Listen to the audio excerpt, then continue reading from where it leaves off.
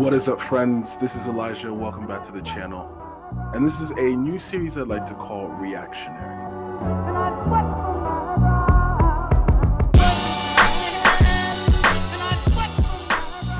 Welcome back, friends. It's your boy Elijah. Welcome back to the channel. Make sure to like, comment, subscribe, share, all that good stuff. Follow the socials, check out the other videos, and welcome to the series, and where we're just reacting and being reactionary. That's why it's called Reactionary. And let's go ahead and get into it. Real Madrid, Arsenal, Emirates, Champions League quarterfinal. Already you know what we're talking about here. So you see it in the title, but got to add some suspense. But Madrid were not great today. If you're a Madridista, you are frustrated, you are angry, you are disappointed, you are screaming, shouting. I know some are saying Ancelotti out. I know some are saying get rid of this player, get rid of that player. Some are saying, Perez, what in the world are you doing, bro? You're not helping us. Like, well, I'm sure he's helping you, but you want to be able to take what you've done last year and take it up another notch, take it up another level. And Arsenal, I'll say from the 45th minute onwards to the end of the game, were the better team. The first half should have been a goal fest, in my opinion. Dependent on the chances, this game should have been 2-2 at the half, to be fair.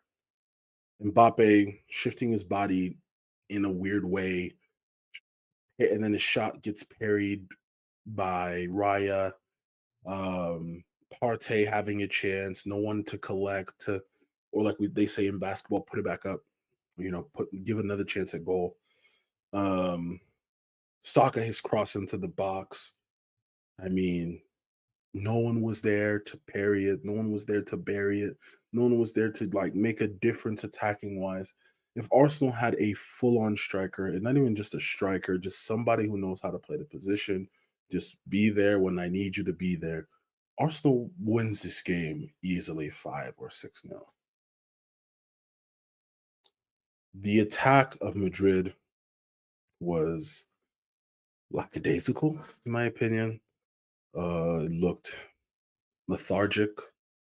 It looked disinterested. They didn't generate enough.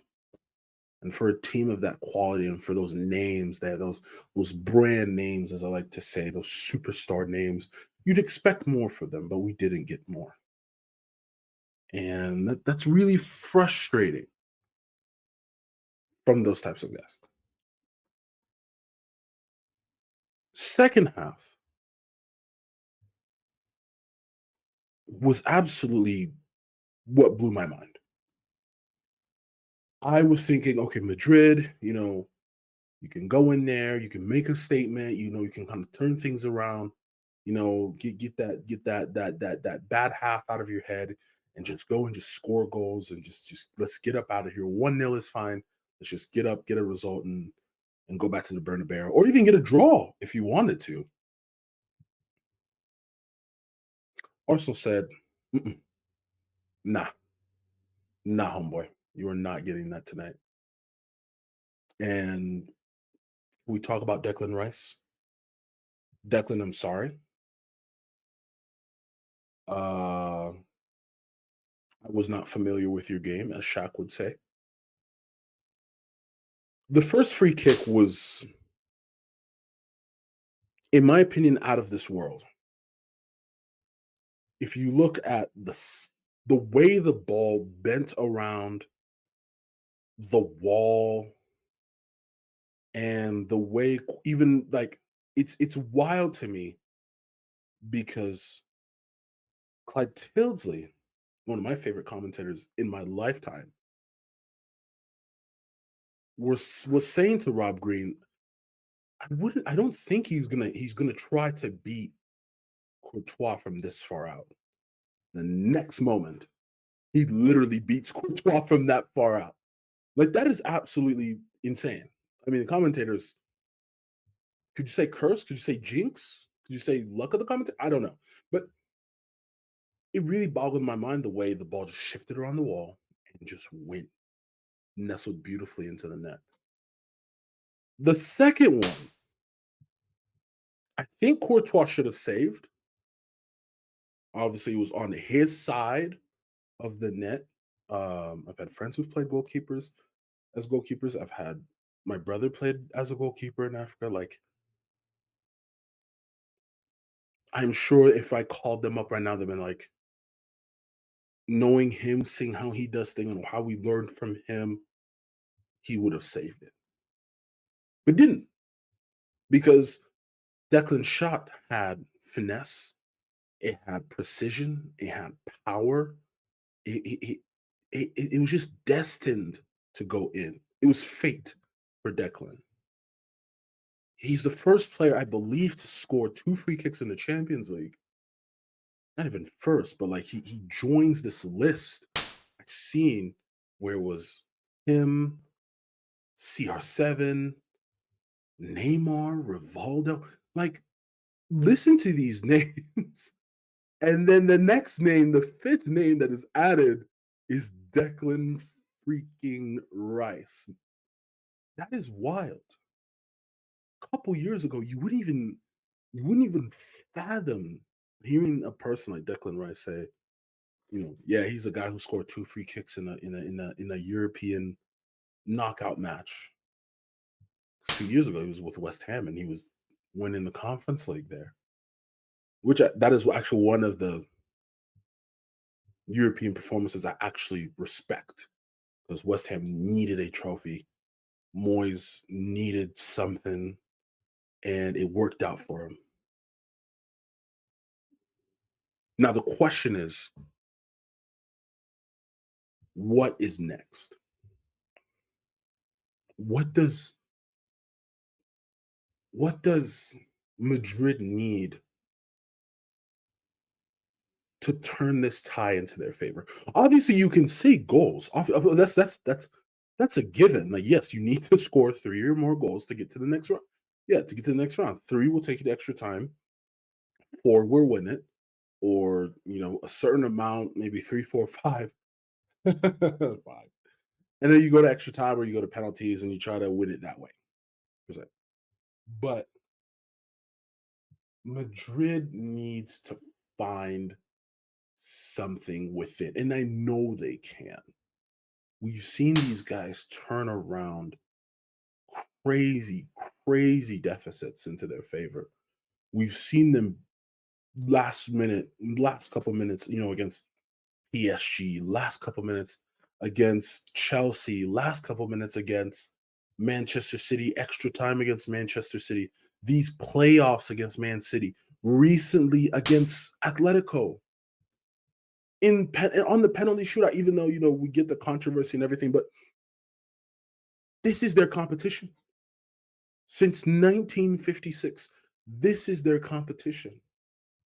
And they will do anything and everything in every which way to get a result, to make sure they get their trophy back.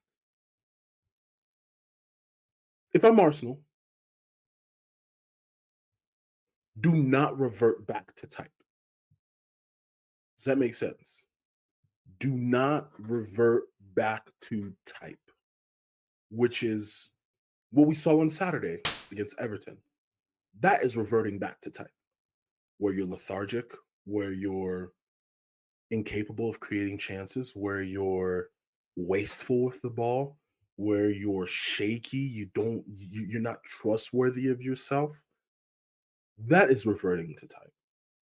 If I'm Arteta, I'm making sure that I generate enough momentum, enough advice, something to make sure these guys can keep going, keep attacking. It reminds me, and for example, Andrew Robertson, when Liverpool was beating Manchester United at Manchester United 3-0, the third goal goes in. Everybody runs to the corner celebrating.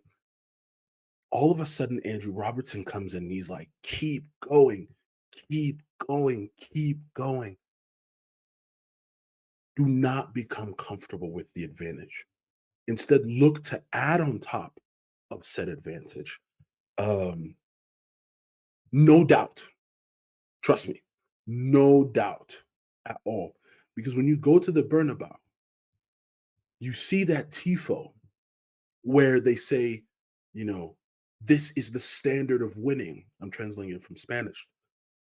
All white, all the tifos, the ultras, the Galacticos, and you see, you're walking down into the tunnel so you can get onto the pitch, and you're seeing, the photos of the trophies, photos of the trophy lifts, all that, all the graphics on the wall, and you start to like make the moment too big for yourself. And this is just like in life in general. Don't make any moment too big for yourself. Arsenal should not play that way. Arsenal wants to win. Arsenal wants to get a result that allows them to get into the semifinal. You need to attack. You need to force the issue. You need to push the envelope. Madrid is going to find a way. Madrid is going to go balls deep, balls in. Like, they're going to find a way to generate a result that ticks in their favor. You just need to know how to counter that and to make sure you don't fall into that trap. Let me know what you think. Comment for me down below. Tell me what else I should cover on reactionary. Um, don't forget to like, share, subscribe. I appreciate you coming by, listening to me yap for a few minutes.